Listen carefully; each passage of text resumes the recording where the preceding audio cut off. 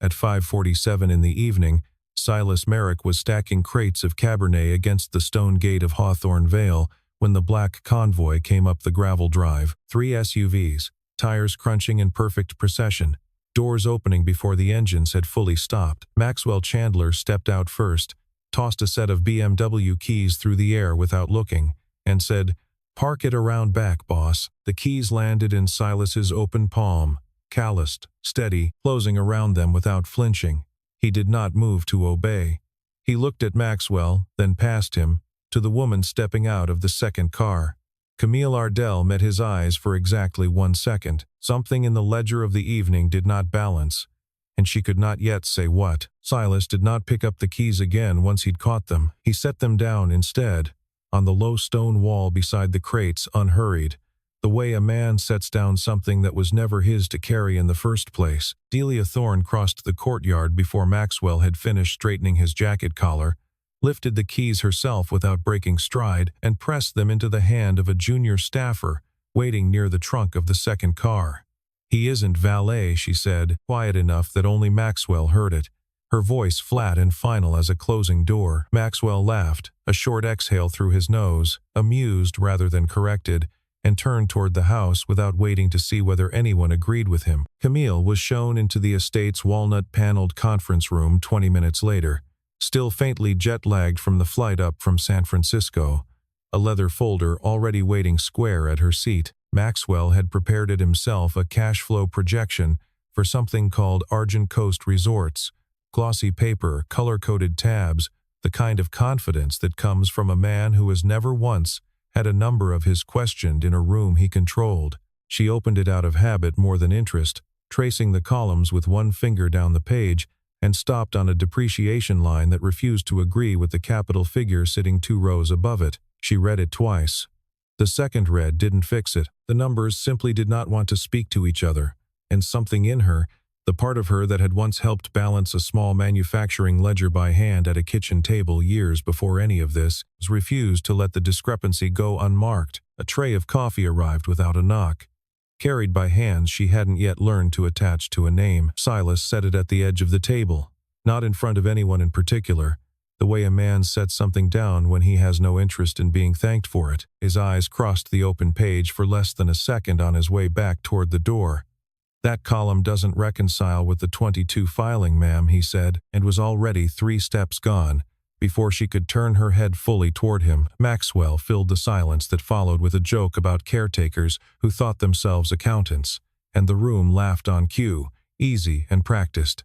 Camille did not laugh. She marked the line with the edge of her little finger, pressing a small crescent into the paper, and did not lift her hand from it again until the meeting had ended and the room had emptied around her. Friday morning came in gray and cool, fog sitting low and unbothered over the vine rows like something that had decided to stay a while. A pickup truck rattled up the service road just past 7, tailgate loose and rattling with it, and a girl climbed down from the passenger's side, clutching a white bakery box against her chest with both arms, careful the way children are careful with things they have been told are fragile and nothing else. Camille was crossing toward the kitchen wing for coffee she badly needed when she saw Silas crouch on the gravel in front of his daughter, unhurried, tying the loose lace of one small sneaker with the same steadiness he'd used the night before to set down a set of keys that weren't his. He said something too low to carry across the yard. The girl laughed, a bright, unguarded sound that seemed to belong to a completely different morning than the one Camille had woken into. Camille stood at the corner of the building longer than she had meant to, and told herself, not very convincingly, that it was the coffee she was waiting for. Nobody introduced them, not that morning and not for several mornings after.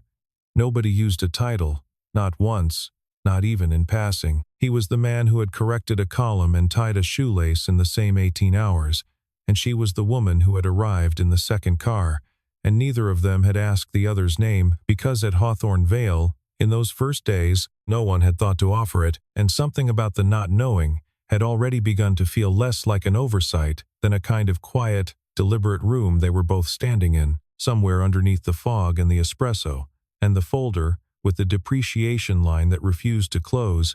A question had opened that would not shut itself again. How does a groundskeeper read a public filing the way a man reads something he built? Rain came out of nowhere on Friday afternoon, the kind that turns a pale blue sky the color of wet slate in under 10 minutes.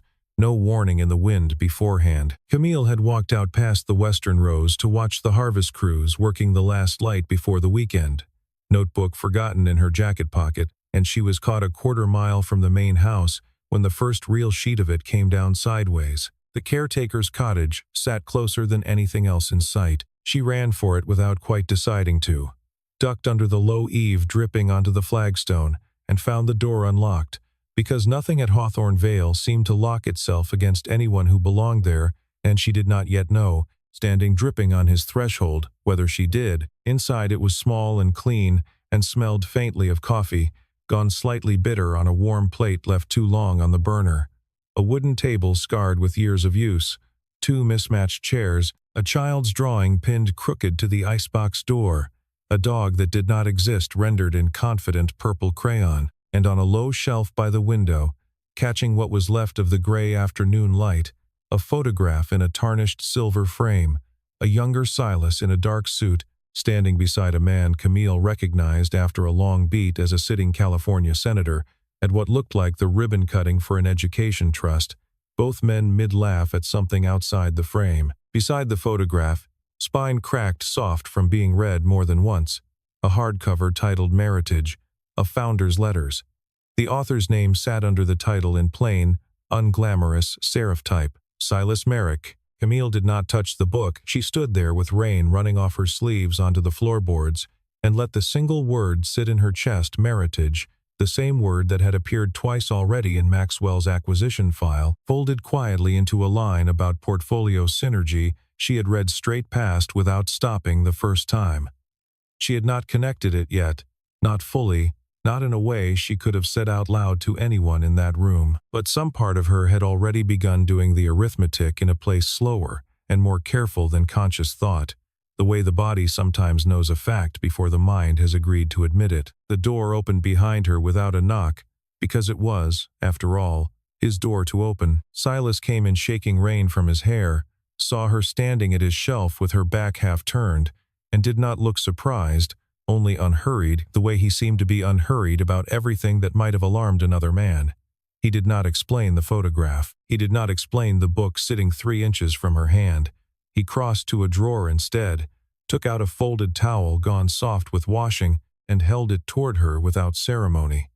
"It'll clear in 20 minutes, he said, of the rain, and of nothing else, and the sentence closed the subject as neatly as a door. Delia arrived not long after, to walk her back to the main house under a borrowed umbrella, and said nothing at all on the way, though she walked half a step slower than she had walked that morning, as if giving Camille the room to look back once over her shoulder, which she did, and found the cottage window already dark. At the board dinner that night, under the low copper light of the tasting room, glasses catching the candlelight along the long table, Maxwell made a show of handing Silas his empty bread plate, as though the man were staff hired specifically for the evening's entertainment. "Clear this, would you?"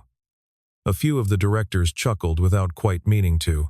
Silas took the plate without a flicker crossing his face. He carried it to the kitchen pass and came back for the next one without being asked twice, and something about the total, practiced evenness of it, no jaw tightening, no eyes lowered in the way of a man being humbled, nothing at all except calm competence, made Camille's hand close around the stem of her wineglass until her knuckles had gone pale under the tablecloth's edge. She did not sleep well that night. In her room, laptop open on the coverlet, the house gone quiet around her, she typed his name into the search bar, with the vineyard's slow rural signal working against her, Silas Merrick, Meritage, and watched the page load itself in stubborn fragments, a headline half materializing letter by letter, a photograph refusing to fully render no matter how many times the wheels spun. She closed the laptop before it finished loading, not because she didn't want to know, because some part of her understood, lying there in the dark of a room that wasn't hers, that she was not ready to receive it secondhand from a screen alone without the man himself standing anywhere near the sentence. She had watched him carry a stranger's dirty plate without a single flicker of resentment crossing his face, and something about that quiet had already told her more than any search result was going to. Saturday broke clear and gold. The fog burned entirely off by 9. The whole valley suddenly visible in a way it hadn't been all week. Camille found Delia refilling the coffee urn in the kitchen and asked, as lightly as she could manage to make it sound, about the groundskeeper, how long he'd been with the estate, where he'd come from before that. Delia answered the question that hadn't quite been asked instead of the one that had. "He's been with this place longer than the vines you're standing next to," she said, setting the urn's lid back down with a soft click, and offered nothing further, in the particular way a woman offers nothing further when she has already decided the telling isn't hers to give. Poppy found Camille near the porch not long afterward, and took her hand without asking permission for it, the way children do when they've already decided you're safe, and led her out to the Merlot rows where Silas was working the pruning shears in long, unhurried strokes, the sound of the blades opening and closing steady as a heartbeat down the row. He handed Camille a second pair without a word of instruction, only pointed once at a cluster heavy with fruit, and stepped back to let her find it herself. She cut wrong the first time, too close to the cane, and winced at the sound of it. He didn't correct her, he simply let her look at what she'd done, understand it on her own, and try again. The second cut came cleaner. He gave the smallest possible nod, the kind of approval that cost a careful man nothing to withhold, and apparently everything to give. Poppy chased a monarch butterfly down the row, with both arms flung wide, laughing at nothing in particular the way children laugh at the sheer fact of running, and Silas watched her go without breaking the rhythm of his hands, his eyes following his daughter the exact way. A man's eyes follow the one thing in a day he has no intention of ever missing. Camille found herself smiling and did not immediately understand why, until she realized, with something close to surprise, that it wasn't the child who had done it. It was the specific, unhurried way the father was looking at her. At noon, Maxwell presented the Argent Coast plan to the assembled board in the Walnut Room.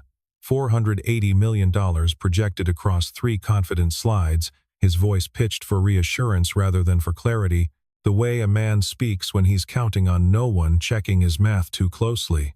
Camille asked, once plainly, where the capital structure actually originated. Maxwell smiled and advanced to the next slide as though the question had been purely decorative, a courtesy extended, and then politely declined. Silas came in partway through to refill the water pitchers along the sideboard, and caught one phrase on his way back out synergy with Meritage's Bay Area portfolio, and gave no sign at all, not so much as a pause in his stride, that the words had landed anywhere inside him. In the late afternoon, Maxwell pulled her onto the stone balcony off the tasting room.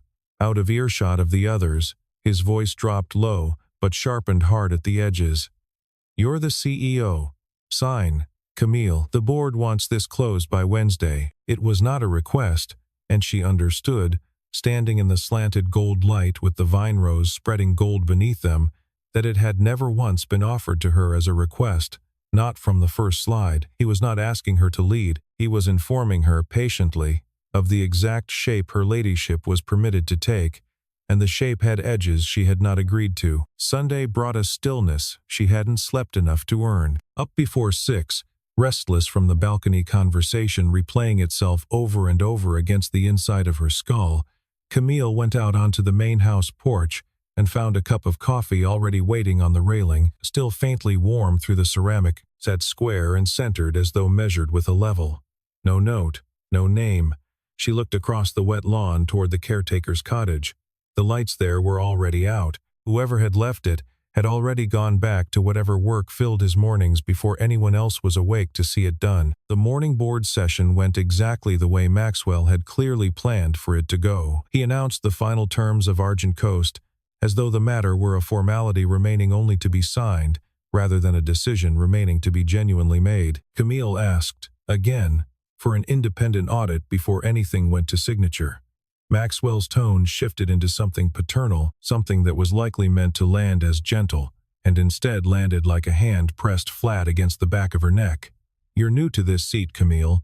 Trust the process." 3 directors nodded along with him in near unison, a small chorus of agreement she hadn't asked for, and she felt, for the first time since taking the chair, genuinely and completely outnumbered in a room she was technically supposed to be running. Silas passed the glass wall of the conference room sometime after 11, saw the set of her shoulders through the pane, the particular rigidity of a spine holding itself together in public, and did not stop walking. In the afternoon he sat with Poppy at the edge of a low stack of oak barrels, teaching her to read the stenciled labels burned into the wood, patient with the alphabet the way he seemed patient with everything, and Camille watched from a distance she told herself was accidental, and knew, even as she told herself that wasn't. She saw him take up a wax pencil and write 2 words carefully on the side of a weathered old barrel already doing quiet service as an outdoor table. Elise, 2011.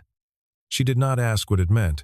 He did not offer to explain it, and something in the not asking felt, for the first time, like a kind of respect rather than a withholding. Delia crossed the lawn sometime before dusk, laid one hand briefly on Camille's shoulder without breaking her stride toward the kitchen, and kept walking, the gesture landing and lifting again in under 2 seconds.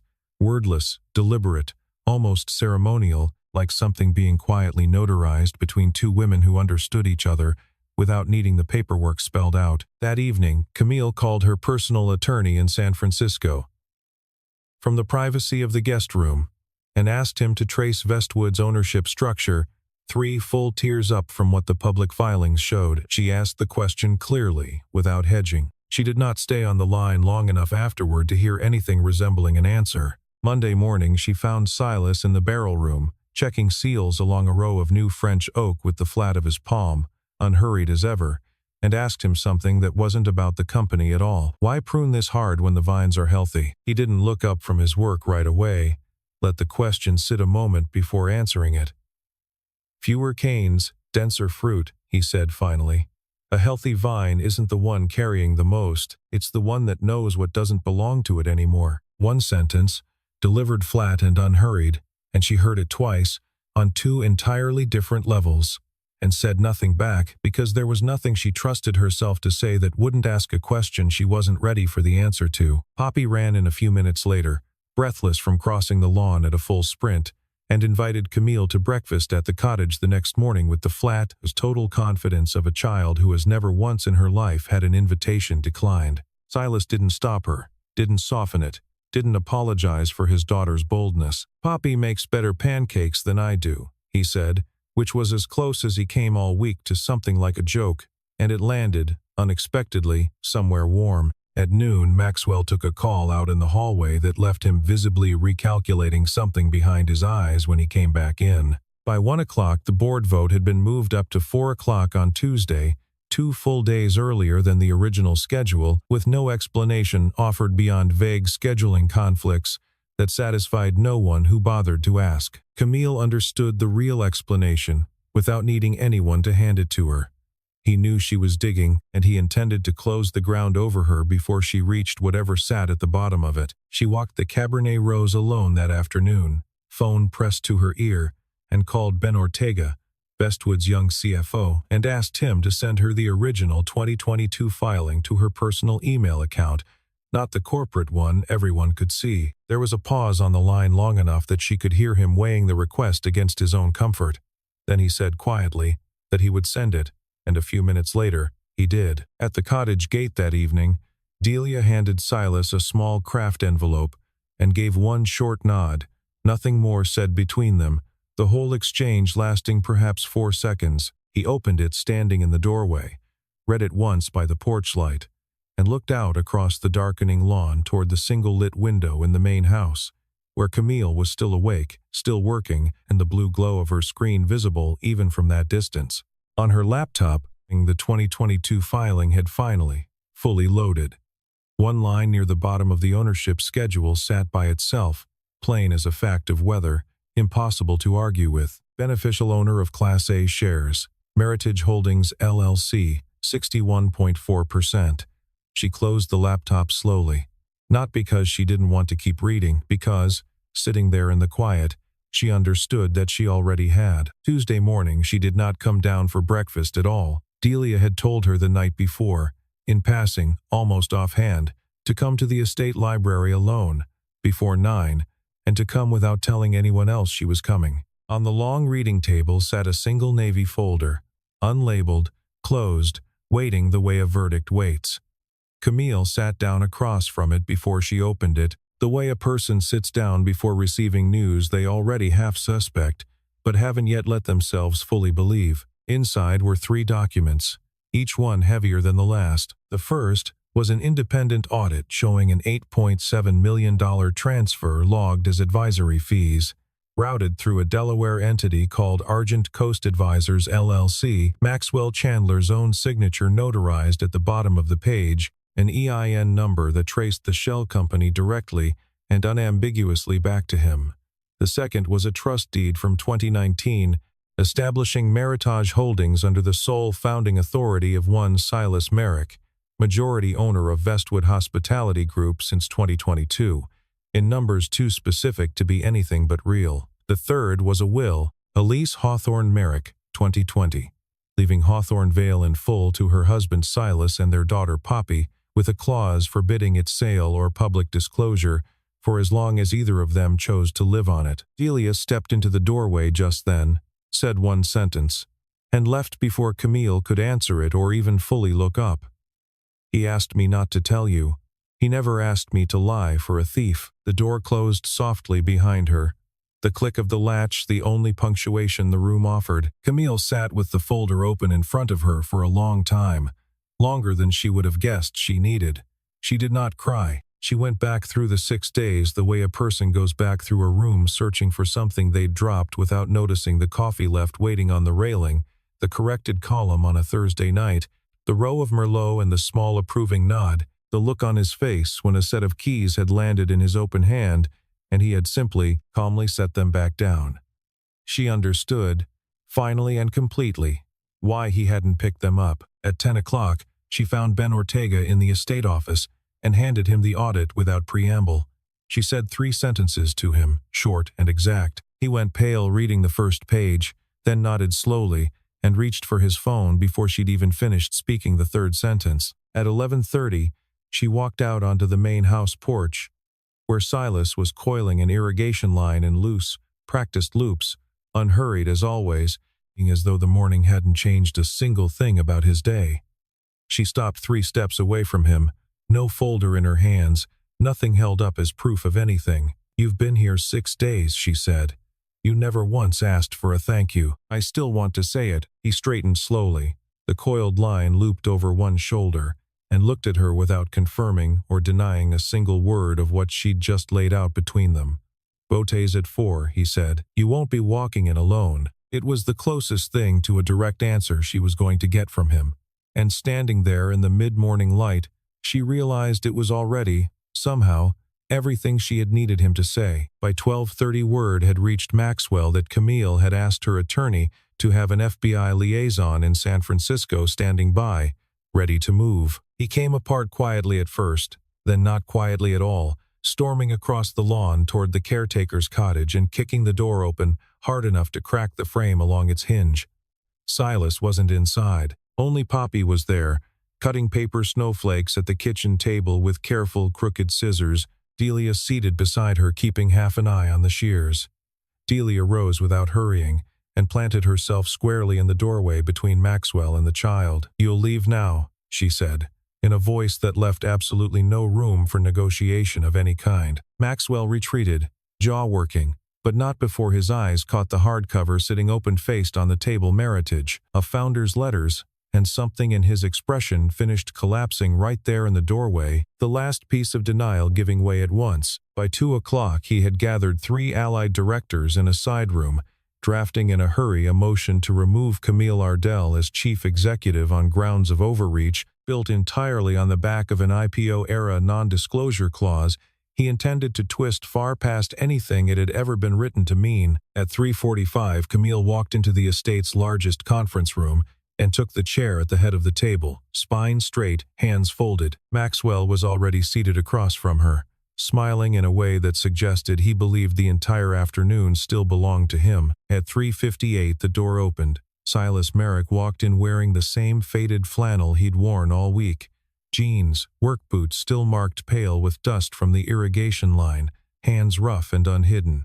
No suit, no introduction offered or asked for. He crossed the room without hurrying, and sat down in the one chair that had remained conspicuously empty at every single meeting held in that house. For 3 straight years, the seat reserved, by a bylaw, no one in the room except Delia and Ben Ortega had ever seen formally invoked, for the beneficial owner of Class A shares. 6 directors turned toward Maxwell as one, waiting for an explanation. Maxwell looked at Silas instead, and the color went out of his face by slow degrees, the way light leaves a room when a cloud finally crosses fully over the sun. Silas set the navy folder on the table without a word, squared it once with 2 fingers. Delia came in behind him and placed the 2019 trust deed beside it, squared that corner too, and stepped back into the doorway to wait. Only then did Silas speak, his voice pitched no louder than it had been all week, issuing coffee or correcting a ledger line under his breath. "I'm not here to give a speech," he said. "I'm here to make sure this vote happens according to the bylaws of a company I still hold 61.4% of." The room went utterly silent, the kind of silence that has weight to it. Camille did not look away from him, not for a second. She understood, in that instant, with total clarity, exactly what he had done across 6 days, and exactly what he hadn't. He had not swooped in to save her from any of it. He had given her 6 days of restraint and silence and space enough to walk to this exact conclusion entirely on her own 2 legs, and had only stepped through the door once she finally had. At 4:07, Maxwell tried, one last time, to recover ground that had already slipped away from him. "This man is the caretaker. He has no standing to." Silas cut him off, without raising his voice a single degree. "Class A share ledger, page 17. Check it yourself, Max." Ben Ortega stood at that, cleared his throat, and confirmed the ownership structure aloud for the record in a voice that shook only slightly, then sat back down. Camille called the vote herself, chairing the room with a steadiness that surprised even her. The motion was simple and precisely worded: the removal of Maxwell Chandler from his positions as Chief Operating Officer and Board Chair, on grounds of wire fraud and breach of fiduciary duty, with the audit attached in full for any director who cared to read it before raising a hand. The vote came back 8-1. Maxwell was the only director in the room who voted against his own removal. At 4:22, the FBI liaison stepped into the room, unhurried, professional, unremarkable in a gray suit. Maxwell was walked out through the side corridor, no restraints, an agent stationed at each shoulder. At the threshold, he turned back once towards Silas, something almost pleading crossing his face before he could stop it. "You've known me 3 years," he said. Silas gave the smallest possible nod, no satisfaction in it, only weight. "I have. I let you walk far enough to get there yourself." By 5 o'clock, the board had confirmed Camille as both chair and chief executive, the vote unanimous this time, 9-0. 2 of Maxwell's 3 allies resigned before the week was out.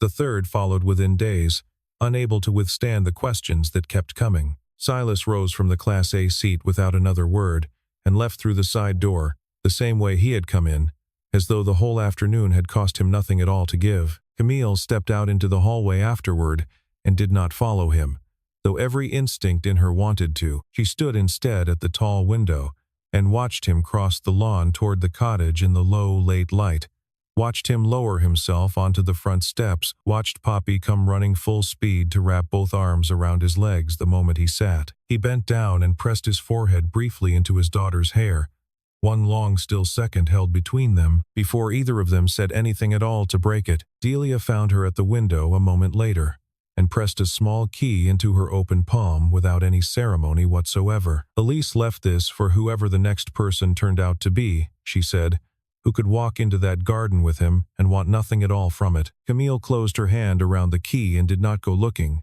that day or the next, for whatever it opened. By Wednesday morning, the story was already moving fast, through the financial press. An SEC inquiry formally opened into Maxwell Chandler, Vestwood's share price steadying within 48 hours, instead of collapsing the way half the analysts had confidently predicted it would.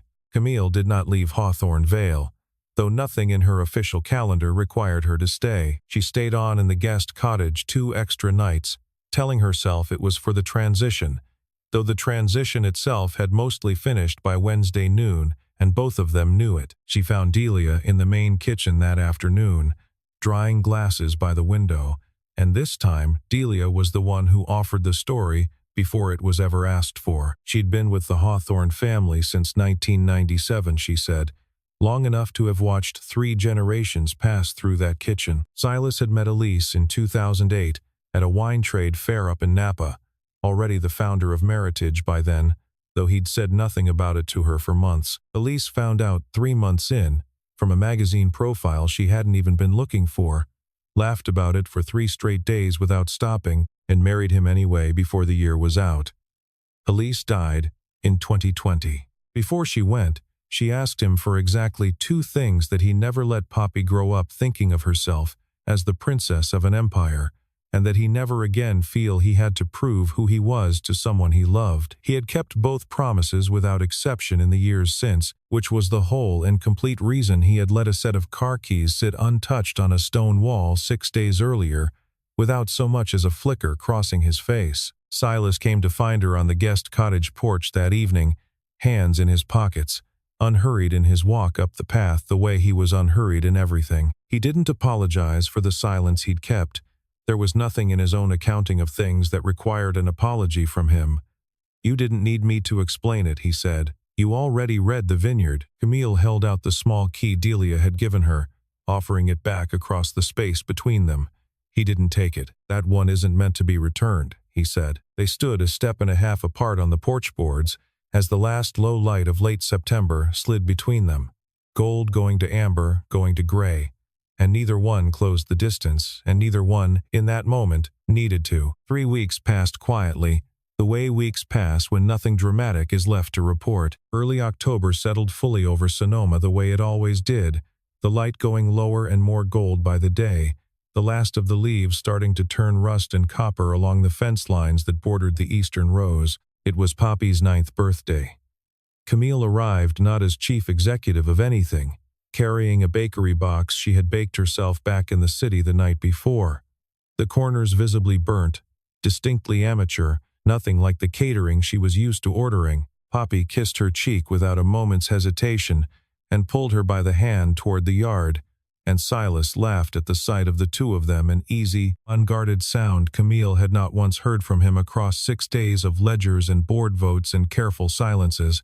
And it landed on her harder than anything in that Navy folder ever had. Delia set the long table out on the cottage porch as the afternoon light went low and copper across the vines. Silas and Camille walked the Merlot rows together after supper, past canes he'd taught her to cut a month earlier, the fruit long since brought in and pressed, the vines already settling toward their winter sleep. He stopped at the last row and pointed to the old barrel resting beneath the end post, the same one marked Elise, 2011, that she had first seen from a careful distance weeks before. Underneath it now, in fresh pencil, a second line had been added sometime that week, the handwriting careful, deliberate. "Camille, 2026. She said nothing at all. She set her palm flat against the weathered wood, feeling the grain of it beneath her fingers. He set his hand beside it a moment later, close enough that half a hand's width of evening air sat between them, and no closer than that. Not yet. Poppy came running down the row with her arms outstretched and pressed a small pair of pruning shears into Camille's open hand, freshly cleaned, the blades still faintly smelling of oil. "Dad says you should keep these," she said, out of breath, grinning. "Next season you come back and prune with us." Camille closed her fingers slowly around the handle and looked up at Silas, standing there in the last of the light with his daughter's laughter still hanging in the air between the vine posts. He didn't nod, but he didn't look away either, and in the quiet between them, with the whole valley going dark gold around the 3 of them and the season's last warmth still caught in the old wood at their hands, that was answer enough for both of them, and would go on being answer enough for however many seasons came after this one. Neither of them had said what they meant. They didn't have to. The vines had heard it first.